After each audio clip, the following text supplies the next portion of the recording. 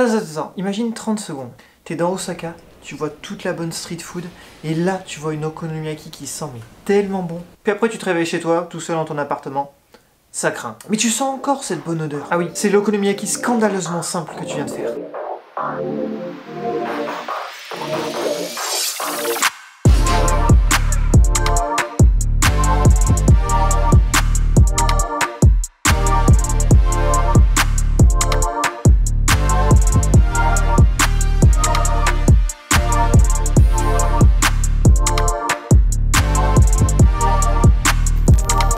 L'okonomiyaki, qui est souvent appelée la pizza japonaise, se fait de deux façons. Soit la méthode de Osaka, soit la méthode de Hiroshima. Vu que je vis à Kobe qui est à peu près à 20-30 minutes d'Osaka, on va faire celle d'Osaka. Chose importante à savoir par rapport à l'okonomiyaki, okonomiyaki veut dire griller comme tu veux. Ce qui est cool, c'est qu'avec la recette que je vais te donner, tu peux l'adapter à tes goûts et mettre ce que tu veux à l'intérieur. Tu peux la faire végétarienne, tu peux la faire avec du poulet, du fromage, du kimchi. T'as 1001 façons de la faire. Il n'y a pas que l'okonomiyaki d'Hiroshima ou l'okonomiyaki de Osaka. La totalité de la recette se retrouve sur mon site internet en description et c'est tout. C'est parti.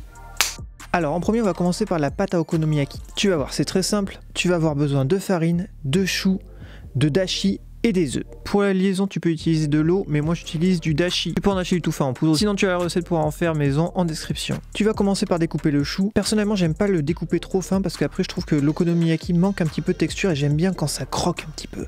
Donc si tu veux faire comme moi, ne découpe pas trop fin. Tu peux hacher grossièrement, ça fera totalement l'affaire.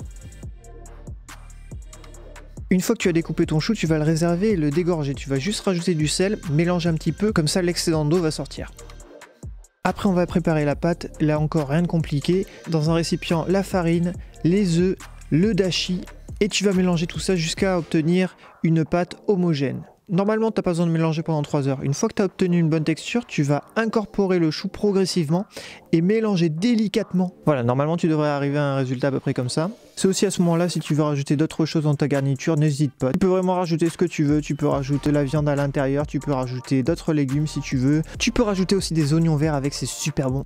Une fois que ta pâte est prête, tu vas rajouter de l'huile dans une poêle et la faire chauffer à feu moyen. Une fois que ta poêle est chaude, tu vas incorporer ta pâte à okonomiyaki. Niveau quantité, tu en auras assez pour en faire 2 normalement, donc n'en mets pas trop. Si tu veux rajouter une garniture par-dessus, tu la rajoutes et par la suite, tu couvres et tu laisses cuire pendant au moins 5 à 6 minutes. Alors suivant ta plaque de cuisson, n'hésite pas à regarder de temps en temps quand même pour pas que ça crame. Et par la suite, on va retourner l'okonomiyaki. Alors simplement, au lieu de faire les fifous comme les crêpes, on va utiliser une assiette. Et tout ce que tu vas avoir à faire, c'est verser délicatement l'okonomiyaki sur l'assiette et la renverser dans la poêle. À ce moment-là, tu peux te servir d'une spatule pour appuyer un peu pour justement sortir l'excédent d'eau. Je dis bien appuyer un petit peu, t'as pas besoin de l'écraser. Et tu vas laisser encore cuire 5 à 6 minutes. 5 à 6 minutes après, ça devrait ressembler à peu près à ça. Et à ce moment-là, je te conseille de rajouter de la sauce okonomiyaki, ça va être le dessous de l'okonomiyaki. Il faut être généreux. Pour voir si l'okonomiyaki est cuite, c'est très simple. T'as juste à prendre une baguette et la planter dedans. Si tu vois qu'il y a de la pâte pas cuite sur la baguette, ça veut dire que c'est pas cuit. Par la suite, pour la sortir, je te conseille de prendre le manche de la poêle dans ce sens et de la déposer délicatement sur l'assiette. Oui, j'ai presque failli la faire tomber. Maintenant, l'okonomiyaki est prête. Alors je sais, maintenant ça ressemble pas à grand chose, mais tu vas voir par la suite, tout va changer. D'abord, tu vas badigeonner cette petite merveille de sauce okonomiyaki. Si tu n'en as pas, tu peux en faire, il y a la recette en description, ou sinon tu peux aussi la remplacer par de la sauce barbecue, ça peut passer, mais c'est quand même bien meilleur avec la sauce okonomiyaki. Si possible aussi, je te conseille d'utiliser la mayonnaise japonaise, ça va vraiment bien avec. Là aussi, faut être généreux. De toute façon, l'okonomiyaki, c'est la générosité.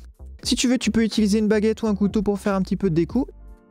Et par la suite, tu vas rajouter des algues nori. Tu peux les faire en chiffonnade, en poudre, c'est comme tu veux. Et par-dessus, tu vas rajouter les katsuobushi. Et si tu te demandes pourquoi ça bouge, c'est normal. C'est juste la chaleur de l'okonomiyaki qui fait ça. C'est parce que les katsuobushi sont très très fins. Et en touche finale, un peu d'oignon vert. Et voilà, c'est fini. Ton okonomiyaki est prête et t'as plus qu'à la découper et à la servir et à te faire plaisir. Oh yeah!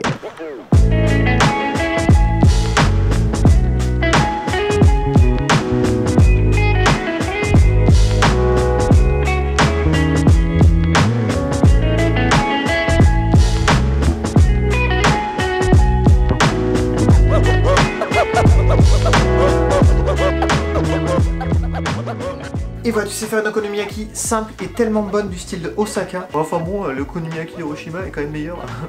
Non.